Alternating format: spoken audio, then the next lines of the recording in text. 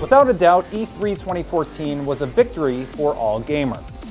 We were treated to an onslaught of exclusives for each platform and amazing games that will be hitting whichever gaming device you prefer. That said, E3 is a time of competition, and there's 3 companies that everyone is looking at: Microsoft, Sony, and Nintendo. We could go back and forth analyzing each, but we would rather let you, the viewer, decide who won E3 2014. We'll go over 3 categories, looking at what game exclusives each company revealed, how they performed at their conferences, and how well they did overall at E3 this year.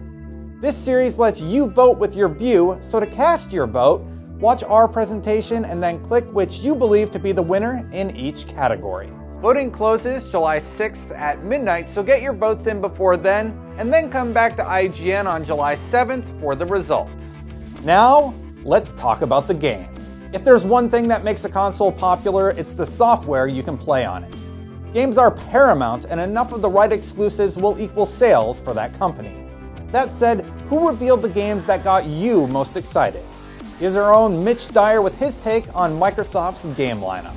Exclusive content for Dragon Age Inquisition, betas for Evolve and Halo 5 Guardians, plus really cool indie stuff like Ori and the Blind Forest and Inside, the return of Crackdown, the introduction of Rise of the Tomb Raider, and the reveal of the Master Chief Collection show a really great future for Xbox One. Forza Horizon 2 and Sunset Overdrive are great-looking tentpole exclusives in 2014, and with more than 20 new ID at Xbox Indie Gems shown, Xbox One's future is looking awesome. Now that we've heard about Microsoft, let's look at their main competitor, Sony. The PlayStation 4 had a fantastic year on stage, but how do we feel about their game lineup moving forward? Here's Vince with his take.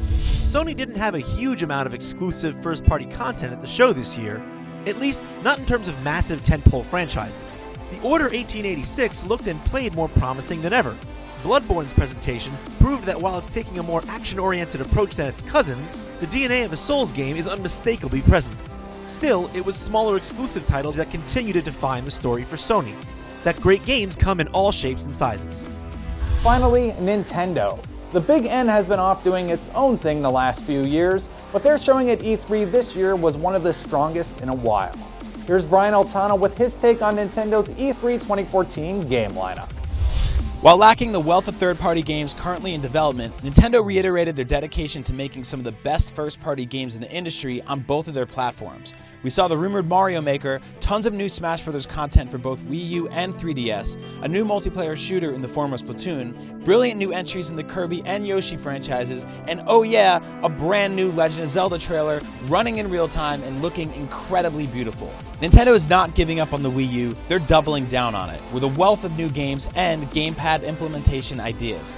And was that a new Star Fox we caught in there? Yes it was. Is it 2015 yet? Because I need that game. Now that you've heard from our editors, it's time that we heard from you. We want to know who you think had the best game lineup moving into 2015 and beyond. Take your time, consider your options, and cast your vote now.